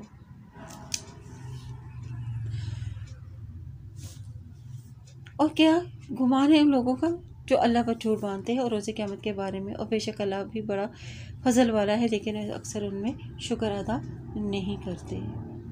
اللہ کا بڑا فضل کیا ہے کہ وہ اس نے انسانوں کا دنیا میں فوراً ہی مواخذہ نہیں کرتا ان کی غلطیوں کے باوجود، بلکہ اس کے لیے اس نے ایک دن مقرر کر رکھا ہے، اور دنیا کی نعمتیں بلا تفریق مومن اور کافر سبھی کو دیتا ہے۔ تو انسان کا طرز عمل کیا ہے کہ انسان کو اللہ کی نعمتوں کا شکر ادا نہیں کرتا، اس کی حلال کردہ چیزوں کو حرام قرار دیتا ہے۔ اور اے نبی صلی اللہ علیہ وسلم، آپ جس حال میں بھی ہوتے ہیں اور اللہ کی طرف سے نازل شدہ قرآن میں سے جو کچھ بھی پڑھتے ہیں اور تم لوگوں میں جو بھی عمل کرتے ہو، اس وقت ہم تمہیں دیکھ رہے ہوتے ہیں، اور جب تم اس میں مصروف ہوتے ہو، اور آپ کے رب ذرا برابر کوئی چیز بھی چھپی ہوئی نہیں ہے زمین میں اور نہ ہی آسمان میں، اور نہ ہی کوئی اس سے چھوٹی چیز اور نہ ہی کوئی بڑی، مگر وہ واضح کتاب میں درج ہے۔ یعنی اس آیت میں اللہ تعالیٰ نے نبی صلی اللہ علیہ وسلم اور مومنوں سے خطاب کرتے ہوئے فرمایا ہے کہ وہ تمام مخلوقات کے احوال سے واقف ہے۔ اور آگاہ رہو، بے شک اولیاء اللہ پر کوئی خوف نہ ہوگا اور نہ ہی وہ غمگین ہوں گے۔ یعنی یہ اللہ کے نیک بندوں کا حال بیان کیا گیا ہے کہ جب اللہ کے نافرمانوں کا حال اس کے برعکس ہوگا۔ چنانچہ حدیث میں آتا ہے کہ نبی صلی اللہ علیہ وسلم نے فرمایا کہ جب جنازہ تیار ہو جاتا ہے اور آدمی اسے کندھوں پر اٹھا لیتے ہیں، اگر وہ نیک ہوتا ہے تو کہتا ہے کہ مجھے جلدی جلدی لے چلو، اگر وہ برا ہوتا ہے تو کہتا ہے کہ ہائے خرابی، تم اسے مجھے کہاں لیے جا رہے ہو۔ اس کی آواز انسانوں کے سوا ہر چیز سنتی ہے، اگر انسان سن لے تو بے ہوش ہو جائے۔ یعنی وہ لوگ جو ایمان لائے اور اللہ سے ڈرتے رہے، ان کے لیے دنیا کی زندگی میں خوشخبری ہے اور آخرت میں بھی، اور اللہ کی باتوں میں تبدیلی نہیں ہوتی، یہی بڑی کامیابی ہے۔ یعنی سچے اور اچھے خواب بھی خوشخبری کا ایک پہلو ہے۔ حدیث کے مطابق نبوت میں کچھ بھی باقی نہیں رہا ماسوائے وَلَا يَحْزُنكَ قَوْلُهُمْ إِنَّ الْعِزَّةَ لِلَّهِ جَمِيعًا هُوَ السَّمِيعُ الْعَلِيمُ۔ اور اے نبی صلی اللہ علیہ وسلم، ان کی بات آپ کو غمگین نہ کریں، بے شک عزت تو ساری اللہ ہی کے لیے ہے، اور وہی خوب سننے والا اور خوب جاننے والا ہے۔ آگاہ رہو، بے شک اللہ ہی کے لیے ہے جو کچھ آسمانوں میں ہے اور جو کچھ زمین میں ہے، اور جو لوگ اللہ کے سوا شریکوں کو پکارتے ہیں اور آگاہ رہو بے شک اللہ ہی کے لیے ہے آسمانوں میں ہے جو کچھ مخلوق، آسمانوں میں ہے جو کچھ زمین میں ہے، اور جو لوگ اللہ کے سوا شریک کو پکارتے ہیں اور کسی اور چیز کی پیروی نہیں کرتے مگر صرف گمان کی پیروی کرتے ہیں اور محض قیاس کے گھوڑے دوڑاتے ہیں، وہی ہے اللہ جس نے تمہارے لیے رات بنائی تاکہ اس میں سکون حاصل کرو اور دن کو روشن بنایا، بے شک اس میں بہت بڑی نشانیاں ہیں ان لوگوں کے لیے جو سنتے ہیں۔ انہوں نے کہا کہ اللہ نے بیٹا بنا لیا ہے، وہ اولاد سے پاک ہے، بے پرواہ ہے، اسی کے لیے جو کچھ آسمان میں ہے زمین میں ہے۔ تمہارے پاس اس بات کی کوئی دلیل نہیں، کیا تم اللہ کے بابت وہ بات کہتے ہو جو تم نہیں جانتے؟ اے نبی صلی اللہ علیہ وسلم کہہ دیجئے بلا شبہ جو لوگ اللہ پر جھوٹ باندھتے ہیں وہ فلاح نہیں پائیں گے، اور دنیا تھوڑا سا فائدہ اٹھا لو اور پھر انہیں ہماری ہی طرف لوٹنا ہے، پھر ان کے کفر کی وجہ سے ہم انہیں شدید عذاب کا مزہ چکھائیں گے۔ اور اے نبی صلی اللہ علیہ وسلم آپ انہیں نوح علیہ السلام کا قصہ سنا دیجئے جب اس نے اپنی قوم سے کہا تھا کہ اے میری قوم، اگر تمہیں میرا قیام اور اللہ کے آیات کے ساتھ نصیحت کرنا ناگوار ہے تو میں نے اللہ ہی پر توکل کیا ہے، چنانچہ تم اور تمہارے شریک مل کر میرے خلاف فیصلہ کر لو، پھر تمہارا فیصلہ تم میں کسی سے پوشیدہ نہ رہے، پھر میرے خلاف ہو کر گزرو اور مجھے بھی مہلت نہ دو۔ پھر اگر تم حق سے منہ موڑ لو تو میں نے تم سے کسی اجر کا سوال نہیں کرتا، میرا اجر تو اللہ ہی کے پاس ہے، اور مجھے یہ حکم دیا گیا ہے کہ میں فرمان برداروں میں سے ہو جاؤں۔ پھر انہوں نے اسے جھٹلا دیا تو ہم نے اسے اور ان لوگوں کو نجات دی جو اس کے ساتھ کشتی میں سوار ہوئے تھے، اور ہم نے انہیں ان کا جانشین بنا دیا، اور ہم نے ان لوگوں کو غرق کر دیا جنہوں نے ہماری آیات کو جھٹلایا تھا۔ پھر اے نبی صلی اللہ علیہ وسلم دیکھیے ان لوگوں کا کیسا انجام ہوا جنہیں ڈرایا گیا تھا۔ پھر ہم نے نوح علیہ السلام کے بعد کئی رسول ان کی اپنی قوم کی طرف بھیجے تو ان کے لیے پاس واضح دلائل لے کر آئے، تو پھر بھی نہ ہوئے کہ وہ اس سے ہدایت پر ایمان لے آتے جیسے کہ وہ پہلے جھٹلا چکے تھے۔ اسی طرح ہم حد سے گزرنے والوں کے دلوں پر مہر لگا دیتے ہیں۔ پھر اس کے بعد ہم نے موسیٰ علیہ السلام اور ہارون علیہ السلام کو اپنی آیات کے ساتھ فرعون اور اس کی قوم کے ستاروں کی طرف بھیجا تو انہوں نے تکبر کیا اور وہ لوگ مجرم تھے۔ پھر جب ان کے پاس ہماری طرف سے حق آ گیا تو انہوں نے کہا کہ بے شک یہ تو کھلا جادو ہے، اور موسیٰ علیہ السلام نے کہا کیا تم حق کے بارے میں یہ کہتے ہو جب وہ تمہارے پاس آ گیا؟ کیا یہ جادو ہے؟ حالانکہ جادوگر تو فلا نہیں پاتے۔ تو انہوں نے کہا کہ کیا تو ہمارے پاس آیا ہے کہ تو ہمیں اس طریقے سے ہٹا دے جس پر ہم نے اپنے باپ دادا کو پایا ہے؟ تم دونوں کے لیے زمین میں اقتدار ہو جبکہ ہم تم دونوں پر ایمان لانے والے نہیں ہیں۔ قال فرعون ائتونی بکل ساحر علیم، اور فرعون نے کہا کہ تم میرے پاس ہر ماہر جادوگر کو لے آؤ۔ پھر جب تمام جادوگر آ گئے تو ان سے موسیٰ علیہ السلام نے کہا کہ ڈالو جو کچھ تم ڈالنے والے ہو۔ پھر جب انہوں نے ڈالا تو موسیٰ علیہ السلام نے کہا جو کچھ تم لائے ہو یہ جادو ہے، بے شک اللہ جلد اسے باطل کر دے گا، بے شک اللہ فساد کرنے والوں کا کام نہیں سنوارتا، اور اللہ حق کو اپنے کلمات سے ثابت کرتا ہے اگرچہ مجرم لوگ ناپسند کریں۔ چنانچہ موسیٰ علیہ السلام پر اس کی قوم کے چند نوجوانوں کے سوا کوئی بھی ایمان نہ لایا، اور فرعون اور اس کے درباریوں سے ڈرتے ہوئے کہ کہیں وہ انہیں فتنے میں نہ ڈال دے، اور بے شک فرعون سرزمین مصر میں سرکش بنا ہوا تھا اور بے شک وہ حد سے گزرنے والوں میں سے تھا۔ اور موسیٰ علیہ السلام نے کہا کہ اے میری قوم، اگر تم اللہ پر ایمان رکھتے ہو تو اسی پر توکل کرو، اور اگر تم فرما بردار ہو۔ چنانچہ انہوں نے کہا کہ ہم نے اللہ ہی پر توکل کیا، اور اے ہمارے رب تو ہمیں ظالم قوم کے ہاتھوں آزمائش میں نہ ڈال، اور تو ہمیں اپنی رحمت کے ساتھ کافر قوم سے نجات دے دے۔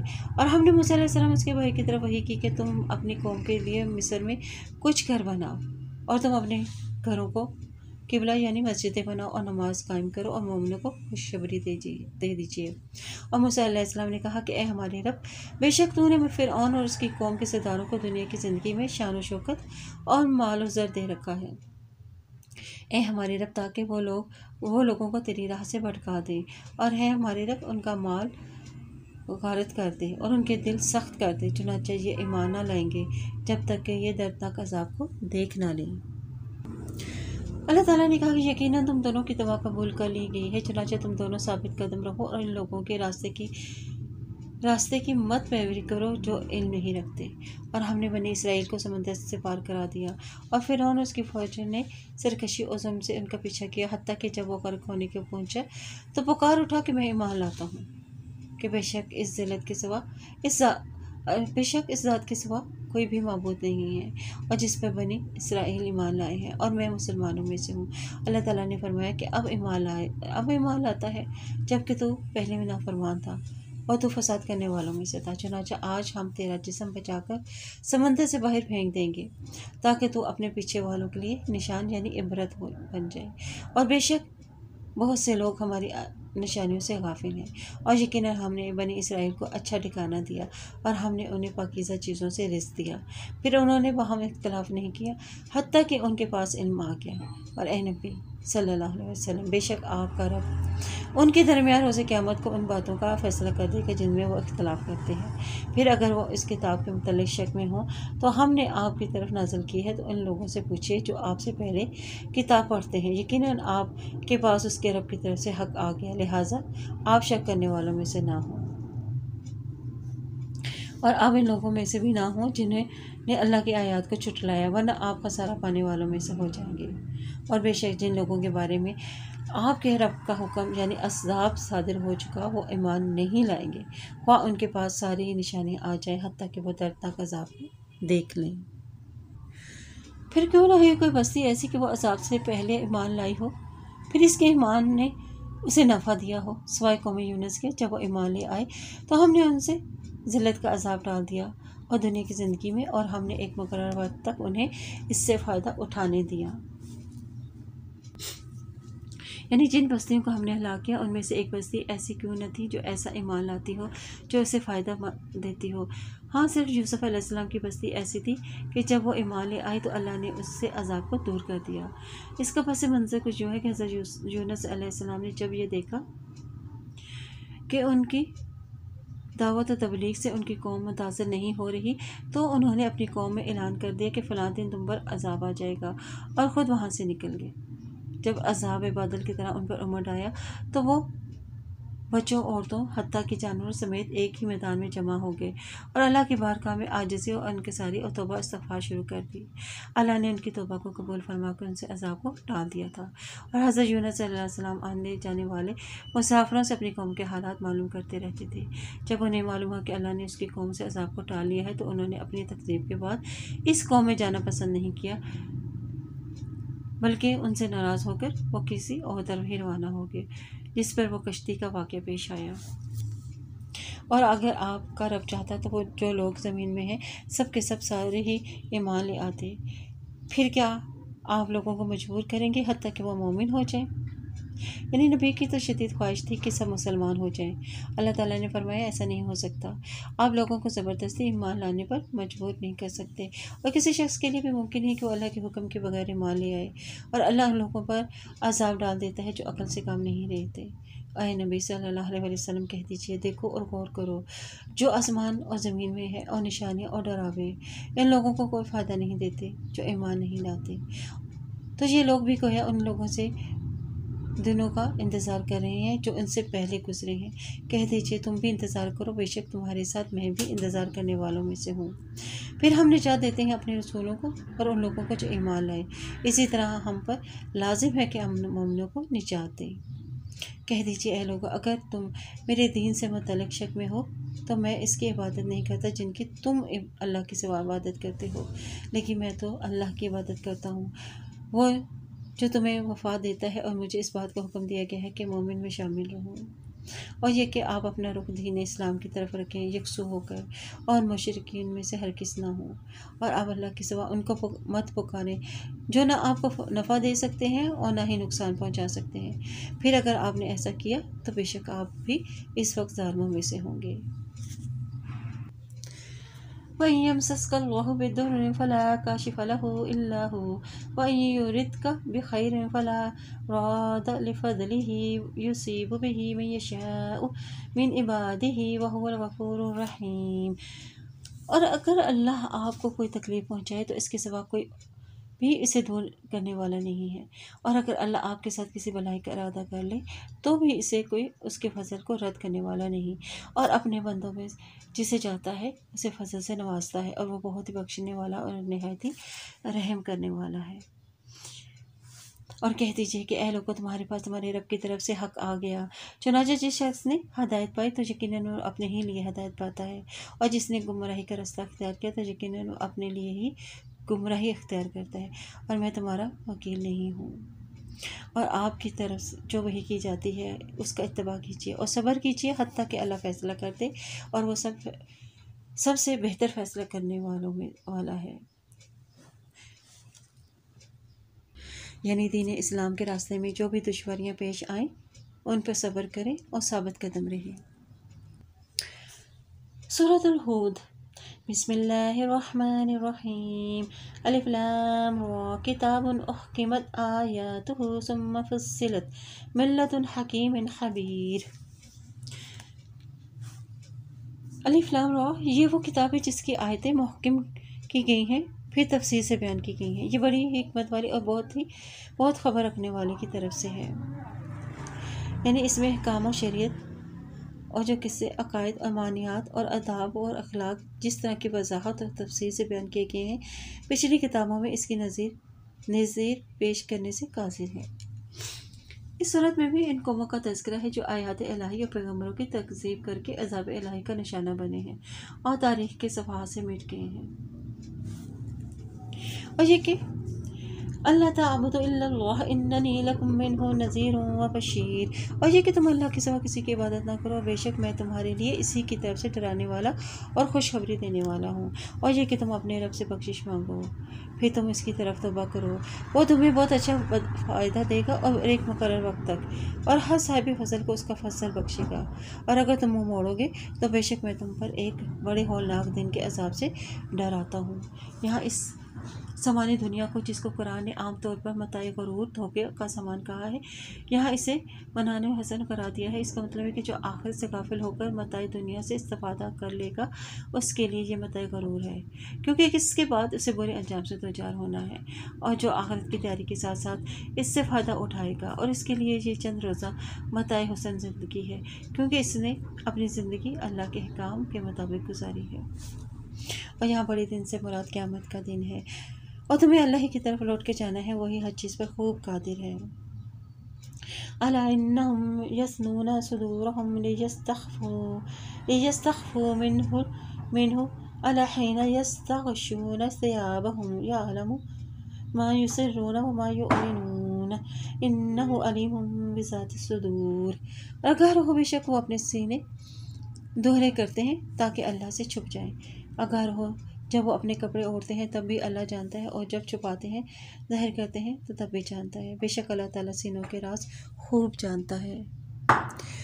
اللہ تعالیٰ سے دعا ہے، اللہم انی اسألک الہدی والتقی والعفاف والغنی، اللہم آت نفسی تقواہا وزکھا انت خیر من زکاہا انت ولیہا ومولاہا۔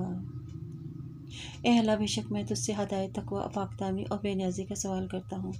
اے اللہ، میرے نفس کو اس کا تقوی عطا کر اور اس کو پاک رکھ، تو ہی اس کو بہترین پاک کرنے والا ہے اور تو ہی اس کا ولی اور مولا ہے۔ سبحانک اللہم و بحمدک، اشہد ان لا الہ الا انت، استغفرک و اتوب الیک۔